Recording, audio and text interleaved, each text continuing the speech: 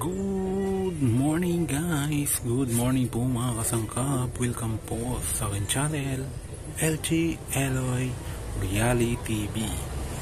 So yun guys, for today's video, magluluto po tayo ng isa na namang basic and napakasarap na recipe. Ito ang sinabawan.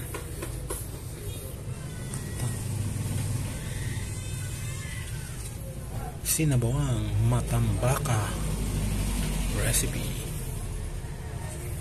Yan, para sa ating mga aromatics and the ingredients.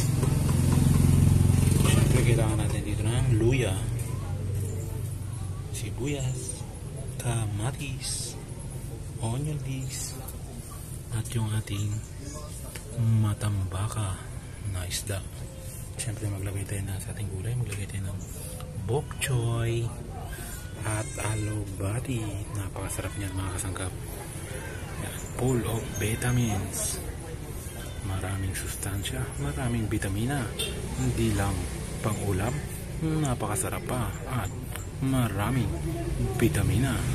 So, ayan, sa ating cooking pot, nagpakulo na tayo ng ating tubig. Ayan, syempre, at dahil kumulo na ito, pwede natin ilagay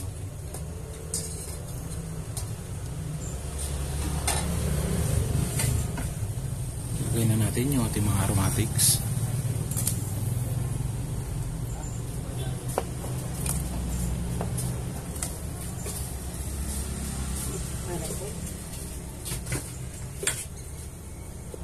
At pakuluan lang natin yan ng mga 3 minutes. Yan, after natin mapakuluan ng mga 3 minuto yung ating mga aromatics. Ayan.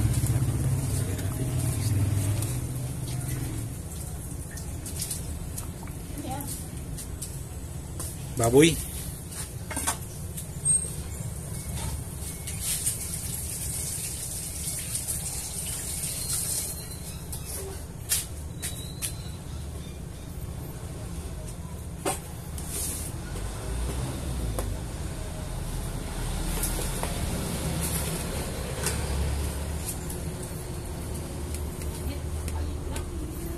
Wala natin asin.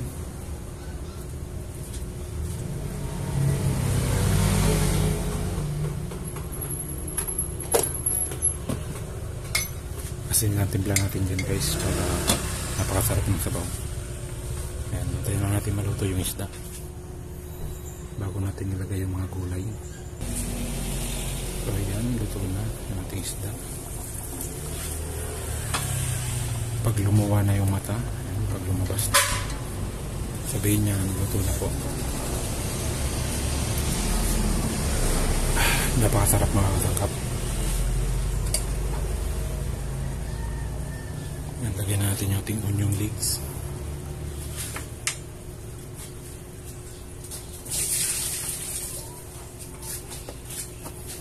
Yung ating bok choy, lagyan natin. Lubog lang natin yan.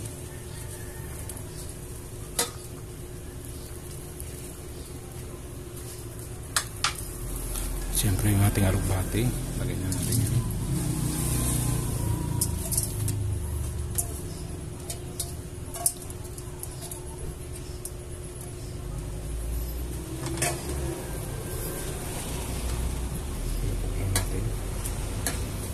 Pakuluan ng isang kulo lang o mga 1 minute,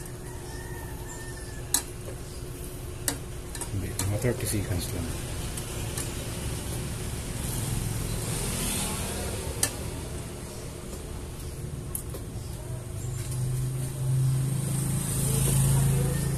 Luto na, okay na yan.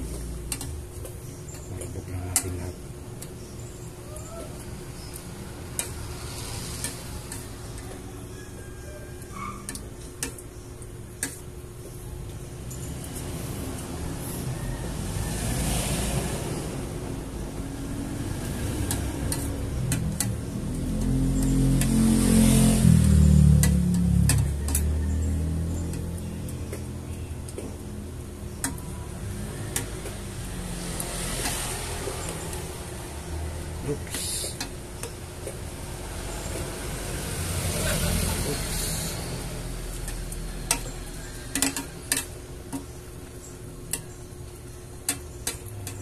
po.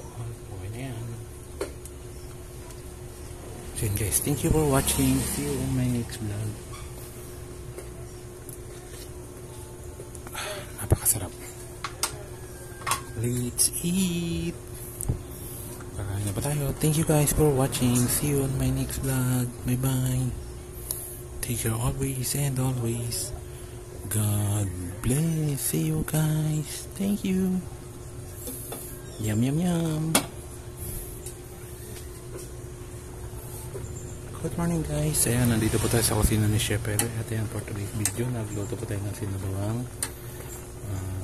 matambak. So, nilagyan natin ng alugbati. Bok choy. Ayan, nilagyan natin ng bok choy. Napakasarap nito mga kasangkap. Sabaw pa lang, ulam na. Masarap na, masustansya pa. Smells good and yummy taste. Panalo talaga. Thank you guys.